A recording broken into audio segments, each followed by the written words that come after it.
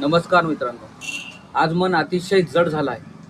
महाराष्ट्राच्या राजकारणातील एक खंबीर स्तंभ, जनतेचा लाडका अजितदादा पवार यांच्या अकाली निधन झाल्याचे वृत्त ऐकून संपूर्ण राज्य सुन्न झाले.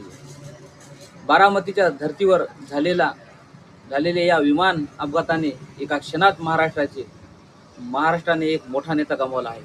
ते म्हणजे दादा. तुम्ही फक्त नेते नव्हते, तुम्ही दादा होता. बारामतीपासून ते मुंबईपर्यंत, ग्रामीण भागातील शेतकऱ्यांपासून ते शहरातील तरुणांपर्यंत प्रत्येकाच्या मनात तुमची जागा होती. तुम्ही विकासाचा वेगवान रस्ता घालत होता. सिंचन प्रकल्प, रस्ते, शाळा, रुग्णालय, रोजगार, तुमच्या हातून किती कुटुंबांना प्रकाश मिळाला. तुम्ही नेहमी म्हणायचे, दादा कायम काम करायचं, बोलायचं नाही. आणि तुम्ही तेच केलं. अहोरात्र मेहनत, निर्णय घेण्याची ताकद आणि जनतेशी थेट संवाद. मी अजूनही विश्वास धरू शकत नाही की तुम्ही आमच्यात नाही. तुमची ती हसरी मुद्रा, ती धडाकेबाज भाषण आणि ती काय करतोय ते बघा असं म्हणणं, सगळं काही आता फक्त आठवणीमध्ये उरलेलं आहे. पण दादा, तुम्ही जे काम केलं ते कायम आठवणीत राहील.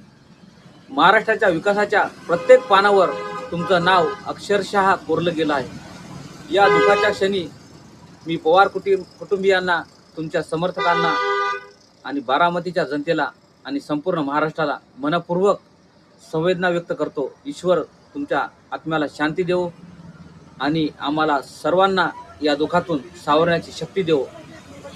दादा, तुम्ही गेलात खरं, पण तुमची प्रेरणा, तुमची ऊर्जा, तुमचा विकासाचा ध्यास हे कधीच संपणार नाही. तुम्ही आमच्या हृदयात कायम जिवंत राहाल.